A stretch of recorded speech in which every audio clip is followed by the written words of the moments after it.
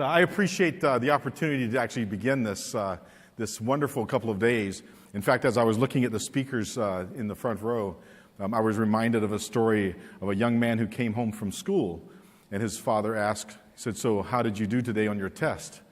And the son said, that top 10%, I'm one of those people who make that possible. Okay, I feel like that. I'm not probably one of the top 10 smartest people in the room because there's a bunch here, but I'm one of those people that make that possible. So we want to speak about the perfect storm. Interesting thing about a storm, and we heard a little bit in Rosario's comments in the beginning about convergence. What defines a perfect storm? A perfect storm is actually made up of a couple of things combining at the same place and at the same time. And I think we're at a very exciting point in our culture and in our time of advancement that we have a couple of things that are colliding that make this very interesting for us. The things that are colliding are technology and culture. And what's interesting is, I come from IBM, and so you might expect a lot of discussion around technology. But what's interesting is it's not the technology that's driving the culture these days. It's actually the culture that's driving the technology in many ways. The technology we will talk about a little bit is the areas of analytics, cloud, and social. But what's interesting is the cultural pieces that are actually driving this. So we want to discuss that. Now, I could give you a lot of facts and figures about culture and how we work differently these days. But I'd first like for you to ask some questions. I want to hear your story. Whether you participate or not, that's up to you. But I'd like for each of you to think about the answer to this question. If I were sitting next to you on an airplane or on a bus, and I were to ask you this question, what is your job? What would be some of the things you'd tell me? What's your job? Anyone? This is where I get to find out whether or not the Italian group is actually responsive. What's your job, sir? What do you do? You study behaviors of users. Okay, that's excellent. Okay, anyone else want to volunteer? How about you, sir? What do you do? What's that? An engineer. Okay, that's good. So we have someone who studies behavior of people and an engineer, and that's good. So that's the answer that we would give. Mostly what we see on our business cards, those types of things. We're a project manager. We're whatever. The next question, though, is interesting. So when you're at your best, doing what you do, what does that look like? I'll ask the engineer first, because he's got a method. Okay. So when you're at your best, being a good engineer, what are you doing when that happens? Solving problems. So he's solving problems. And yourself? Understanding users' behaviors. Yes, sir. Making problems. This is our host here, making problems. Thank you. We deal with him separately, okay? The interesting thing is most of us know what our job is, and most of us can identify when we're at our best doing that job, what does that look like? But the challenging question for us today, and what a lot of people are beginning to ask, is what is it that stops you from doing what you're good at when you're doing your job? I mean, so what keeps you from being a good engineer and doing that work that you do? What gets in your way? What stops you? Anything at work? How about anyone? Anyone can answer this question. What keeps you from doing your job? What's that? Distractions are good. Okay, anyone else? People? People get in our way, don't they, sometimes, right? Anyone else? Email. I heard that. Procedures do that. It's interesting. There's a gentleman, Jason Fried, who has a book called Rework, and in it he talks about 2 M's. I have 3. The things that get in my way are meetings, managers, and mail. Okay? Not that they were bad, but there are things that get in our way. And what happens is we, in the course of a day, we have found that we're just not very productive. We're not spending enough time doing the things that we really enjoy doing and the things that we should be doing. So as a result, we need to define a new way of working. And most of us in our cultures and in our business cultures are beginning to understand that. Now, what we want to do is we want to look at some of the cultural forces that are actually at play, and then how some of the technology is actually being designed and developed to help us get through that. Our first cultural force we actually want to look at is the one of chaos. It's chaotic. Things that we just have too much. I don't know how many of you serve people within your organization, but most of your people in your organization aren't saying, give me more information. That's what I need. I need another application. Give me something else to do during the day. Most of us are just overwhelmed with things that we have to do. In fact, let me ask you a question. You are now part of my company. You all work for me. And I have a particular hard task for us to do. We're going to design a new product. We're going to go into an area that we've never been in before, and I need you to do your best work. I need you to have your best ideas. So please, anyone tell me, where are you when you have your best ideas? Where are you physically when you have your best ideas? Shower. I'm with him. Not with him in the shower. I also shower, okay? There's actually some comments about water and how water helps us think. So shower, what, anyone else? Sleeping. Our engineer sleeps. That's good. Anyone else? Open air, just out in the open, right? Most people will say things like, and again, this is back to Jason Fried's comment. He said most people will say things like, well, I do my best work when I'm on the drive to work, or when I'm on the metro, or maybe when I'm walking my dog or jogging. Those are the times when we do our best work. He said for the past 10 years, he's been asking companies this question. Very rarely does he get the answer between the time of 9 in the morning to 5 in the afternoon when I'm sitting in front of my computer. So why is it we don't do our best work at work? It's because of distractions. It's because of all the other things that get in our way. It's because of the chaos of the day. We walk into the door in the morning and our life is shredded into 15 and 30-minute meetings and 60-minute meetings and all these fires that we have to fight during the day. So the chaos and the interruptions are actually what's killing our day and actually making us at the end of the day feel like, gee, we're just not getting anything done. We worked hard, but we didn't get anything done. To overcome chaos, the thing that we actually need is we need clarity. We need something to put the pieces together. We need some help in understanding what's important and what's not important. It's like juggling eggs and rubber balls. Okay? Sometimes I'm asked about work-life balance and how do you manage things at work. And I say I have this concept, it's eggs and rubber balls. If you're a juggler, any of you are jugglers, but I happen to juggle. But if you happen to juggle, and I would never do this on stage, juggle eggs and rubber balls. You have to keep the eggs in the air. The rubber balls can drop. They'll bounce. But the eggs are important. And as you look at your work day, you have things that are eggs. You cannot let them drop. They're important things, maybe important appointments, important customers. It could be things like family. These are important things that you can't let drop. There's a lot of rubber balls in our life. There's a lot of things that if you let them drop, they'll hit the floor and bounce. Maybe someone else will pick them up. Maybe they'll just roll under a table, but who cares? They're rubber balls. And the problem that we have right now is we get so much information shot at us through email, through social means, through all this. We're getting all this information given to us that we don't know the difference between rubber balls and eggs. So we have to treat everything like an egg. We read our email. We don't know which emails are important, so we have to read them all just to determine whether they're important or not. So this idea of how can I possibly discern what's the difference between a rubber ball and what's an egg? I'm sorry. This is where analytics comes in. Okay? This is where we've done some work where we've actually been able to say, if I take a look at your day, if I take a look at what you think is important, if I can understand from your behavior the kinds of things that you respond to, the kinds of things you react to, I can actually predict and help you understand what's important in your life. We actually have built a product called IBM Verse. This is just an example. But this shows, for instance, up here on the screen, the top line is just the people in my life. These are the people who are egg people to me. They're important to me. If they say things, it's important. On the right-hand side, actually, the last 3 characters are actually analytics, is actually looking at my day and saying, here are the people who might be important to you. They're part of your community. They're part of a project. They're part of someone who's been talking to you a lot recently. Maybe that's important to you. But it helps me understand not just the conversations that I'm having. This isn't about processing email or managing meetings. This is about managing my day and understanding what's important and what's not important and allowing me to focus on the things that get my job done. Our second cultural force that we have, complexity. It's amazing how complex things are. And I'm not a technical person, but when people start describing some of the technologies, it's just amazing to me how many parts there are to that. I'm one of those people who I avoid complexity. I like things to be simple.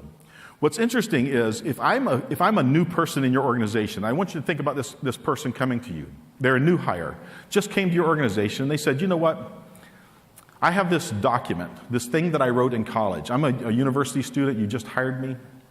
This document tells about our business, and it tells about some ideas. I'd like to put this document somewhere in our company where everyone in the company would have the opportunity to see it. Now, I want you to think to yourself, where would that be? Okay. When I ask this question, I do this often in a lot of different companies, both large and small, the answers I get are usually complex. Well, what type of document is it? And last night at a dinner table, I asked some customers and some prospects this question, and they said, well, you'd put that on the intranet. And I said, that's interesting. So I could just put things on the intranet? No, you'd have to go to marketing to get it put on the intranet. And then others said, well, you'd put it in this repository or over in this place where we do knowledge management. What's interesting is it's complicated. It becomes very complex for people to think, where do I put my knowledge? In fact, ask that question. Where is your knowledge stored? Where does your company keep its knowledge? I want you to know that there's been some studies done, and about 70% of what a company knows is not ever in a document or in some digital form. It's in people's heads. That's where the knowledge actually exists. Okay, in fact, at IBM, we say we store our knowledge in our friends. That's where we store our knowledge. But the interesting thing is it's often a very complex thing as to where our knowledge is. Where are the answers? Where's the expertise? And with that, how do I get to it? And with mobility, as Rosario mentioned in the first, one of the things that are changing is how do I actually get to this data? Is it where I can get to it easily? Is it where I can get to it on my mobile device? No longer is it appropriate for me to get something on my, I'm holding this up like it's a cell phone, sorry. But no longer is it to get a notification on your cell phone saying this is work that you have to do, and then you have to go and say, well, I need to go down to my computer and do that work. You want to do your work on the phone. You want to do your work on the device that you have. And it's very important for that data and for that information to be available to you. And this is where, to overcome complexity, we actually need clarity. We need things to be very clear, very crisp, very succinct. And the way to do that is we actually have this concern, okay? Are you familiar with Star Trek? Yeah. I usually get some feedback because I'm using the new characters rather than the old characters. But what's interesting is Daniel Pink has a book called A Whole New Mind. And in it, he talks about the fact that at one time we were in this agricultural age where we were farmers. And then we moved from the agricultural age to an industrial age where we worked in factories and we began doing things like work. Okay, before this wasn't called work, this was just called living. And now we're in factories and we're doing work and we've got time that we do work in. And now we've moved to an age where there was an information age and now we're moving into conceptual age. And I want you to look at these two ages because this is the age that we've worked in. Many of us have begun our life in this age here, information age. In this age, we look at things. We look at where things are important. Things are hard. Change is very hard. Things are black and white. Things are very structured, right? The conceptual age, if you think about the millennials, if you think about our new workers, if you think about new companies that are actually becoming very transparent and very agile, they're thinking this way. It's about blending. It's about making things simple. If it's too hard, it's not worth it. We're not do it. It has to be easy to do. So this is the age we're moving into, this conceptual age. And we have to be able to address that with technology. To do that, we offer cloud, for instance. The ability to put things in places where you can easily get to it, where it can scale. If you need a lot, you've got a lot. If you need a little, you've got a little. The point is it makes things very simple for you. Again, I love simplicity. Make it easy for me. I can tell you my job has become so much easier now because of so much cloud technology that we have and the way things are being done. I'll give you one example. This is Watson's Health Cloud. And I'm not going to speak too much about Watson. In fact, if you'll notice, there's a blend here. You know, I talked about analytics up front, and now I'm talking about Watson. And Watson's actually an analytic tool, but is now in the cloud. The ability for Watson to do Health Cloud is an amazing thing that we're doing. Rosario, I think, mentioned you have a band on. I don't know if it's a Fitbit. How many of you have something like this on your hand, a Fitbit or something, right? Okay. What's interesting is this data that's on here. Imagine if this data were made available to the cloud, where medical researchers and where doctors and where people who are doing studies could actually monitor and measure how are people living, how are people doing. Imagine if you had a drug study that you were doing, and instead now, I mean, you guys go to the doctor, right? And you go in and you get your blood pressure taken. That's one point in time. What if they could monitor your blood pressure throughout the day? So they know really what your blood pressure is. That data is moving to the cloud. And because it's in the cloud, it's not necessarily your data, it's not necessarily you, down to your individual, but it's to a group of people that say, the people of this age group, this is the way they're behaving, this is the way they're living, this is what the culture is doing to them. And it's amazing what the analytics can do to that. So making something as complex as medicine and as people's behavior, we can actually move that to the cloud and make it very easy. The third cultural force, it's confusing. Okay, I can't tell you how many opportunities I have to speak with new people in the organizations and people that have come into very complex situations. And one of the first things they tell me was, my job is made more difficult because I'm confused. In fact, I want you to think for a minute. Remember your first day on the job? I want you to think back right now to the first day that you were, maybe it was your first job even, and you walked in. Remember that day? The person met you at the door, somebody who hired you. They shook your hand. Nice to have you here. Great to have you work. And then what they do, they took you around And they said, we'd like for you to meet Bob. This is what Bob does. And here's Mary. She's in HR. And here's a person. And they took you around the office and showed you everyone, right? And then they brought you back to your little desk or cubicle or whatever. And they sat you down and they said, we're so thankful that you're here. We're looking forward to great things. If you have any questions, just ask. And then they did this. And then your head exploded, right? Because you had all these questions. You had so many things that you didn't have answers to. You didn't know who people were in the organization. Yes, you were introduced to everyone, but you weren't familiar with what they knew or who those people were. You didn't know who were the smart people in the organization. In fact, I want you to think right now, who's the smartest person in your organization? If you're picture that person in your head, okay? If that person is yourself, we can talk, okay? But there's likely people in your organization that you would consider very smart. And it's not because of their IQ. It's because they're clever. They have the answers. There's someone that you go to. In fact, if you ask people, so how did you find out these people were smart? I mean, how do you find smart people in your organization? How do you find them? You ask questions and they have answers, right? Anyone? Sorry? Working with them. You're alongside of them and they're smart. They don't come up to you and say, hi, I'd like to meet you. I'm Lewis. I'm smart. They don't tell you that, right? In fact, if they do, you probably want to avoid them. But the point is, most smart people they just behave in that way. They're very clever. They're very smart. What's interesting is those people, remember, they have the information that you need. So how do you find smart people? And how do you stay connected with them?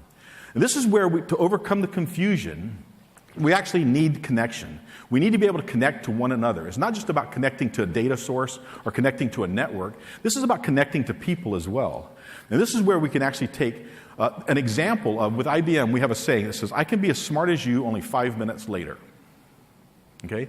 I've had people tell me this. They said, I love working at IBM. And this is a quote from a woman. She said, I love working at IBM because I can be as smart as you only 5 minutes later. Now, that in and of itself is not a technology point. That's a cultural point. And it relies on two things happening. First of all, she knows that she can ask questions, which is great. But she also knows that at IBM, if I create something, I'm going to post it. If I have an idea, I'm going to share it. If I have a question, I'm going to ask it out loud where people can answer it. That's just the way we behave. And because of that, she knows that if she ever needs anything, she can just go to the network, go to the social network and ask, or go to her connections, or go to the people within the organization and find the answers she needs. We need that connections, and that's available through IBM Social. This is one of the things that we do, is we use this to actually engage our organization, engage organizations that work with us.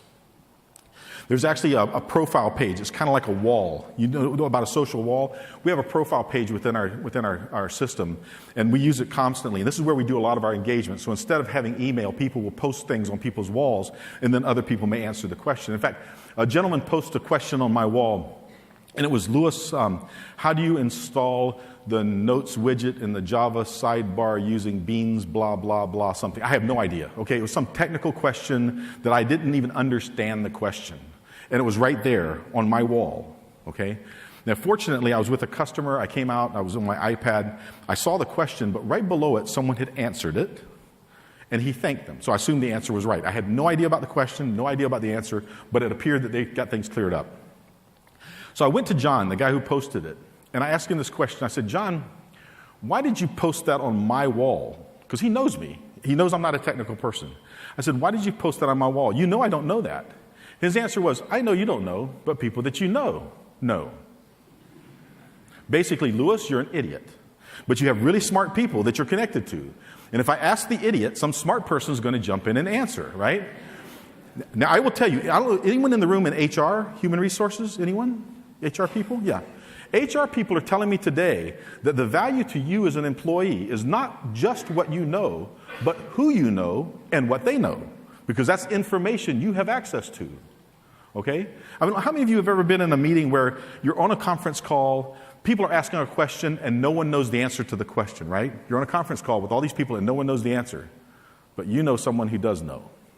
So you go on instant messaging or same time or whatever, and you ask the person the question, and they answer it, and then you go, oh, by the way, I happen to know the answer to that question, right? It's your knowledge. You have access to it. It's important that you maintain those connections, and you're able to value that. In fact, through the course of using analytics and other things, we can actually tell you within organizations who use our social network and our analytics, we can actually tell you who are the people in the organization who have the most influence. Not the people who are high on the organization chart, but who, when they say things, people do things. People react. People comment. People behave differently because these different people say things. Who are those people? And it's interesting that's available because of this connection that we have. So if it's chaotic, maybe the analytics can help you. If there's complexity, we've got cloud that can help you. And if you're confused, social can help you. But as we look at the day, as we look at today and tomorrow, and to hear that you're in this organization or within this group, I'd like to offer a couple of things. I grew up in Savannah, Georgia, which is in the southern coast of the U.S. This was a familiar scene for us. We're about where that is right there. That's about Savannah. And we were always concerned about the things about to hit us. And these are hurricanes. I don't know if you guys ever get involved in any kind of hurricanes, but this is something that causes you concern, right? There's going to be a disruption. There's going to be something that's going to come that's going to impact us. What I found interesting is, as a person growing up in Savannah, was this caused reactions of people. There were people who evacuated. Just get out of the way. Let's just board up the house. Let's move out. Okay? But what was interesting was I saw two other types of people that I thought were very interesting to me. There were those people who thought this is an opportunity. Okay? You know these people, right? The risk takers. And I remembered seeing lines of cars leaving Tybee Island, which is the barrier island, but there'd be cars going in. I'm going, what are those people doing, right? It's these people. Normally the surf is, the waves are a foot, maybe 2 feet high. When a storm comes in, it's several meters. They're like, this is a time for us to be there. This is an opportunity. So when you think about disruption, and when you think about other things where people will say disruption is bad, or disruption is going to cause us problems, it may give you an opportunity that the others are not seeing. And so if you see people running toward the storm, running toward the disruption, they might have an idea about something that they can do that's an opportunity. The other thing that I found that as a coastal city, one of the things that happened was storms unearthed things. Disruption seems to turn things over. In fact, we have a group of people within IBM. We call them Blue Sparks. Blue Sparks are new hires that we have. They come into the organization. They actually have an executive vice president who is their sponsor. And their job is to continually ask the question, why? They're new to the organization. They may not understand things, and they ask why. And what they do is they go throughout our organization, they begin to question things. Why are we doing it this way? Why don't we do it this way? And the executive vice president covers for them, because he says if you ask somebody why and they don't know why, then they need to figure out why, right? And if they can't, come tell me. And so what's good is we have a saying, we say we don't want to influence new hires, we want to hire new influencers. We want to have things disrupted. We want things to be uncovered. Because often in a time of disruption and in a time of a storm, things are unearthed. Things that have been hidden, maybe gems, maybe projects that were done away with years ago, maybe it's time to surface them now. Maybe some idea someone had some long time ago might be the time. Now might be the time for that. So through the course of the next couple of days, your challenge is, especially as the next speakers come up and begin to present, I want you to think specifically about what is it that we're doing. Are we going to shut down? Are we going to evacuate just because there's disruption? Or is that going to scare us? Or are we actually going to look at this as an opportunity to actually find new ways of working or find new ways of doing business? And maybe there's things that are going to be unearthed in our organization. Maybe there's going to be gems. Maybe we will find that person who's a great influencer, but they're an engineer and they sit very quietly in their office and they just do their job, but they do it very well. How do I find that person? How do I unearth that person and allow them to be all that they can be to help our organization? So again, my challenge to you is take these 2 days. Take this opportunity, especially with this audience and with the collection of speakers that we have. Use it wisely and go back to your organizations and look for those opportunities and for those things that are disruptive that have actually unearthed it for you, okay? So I thank you.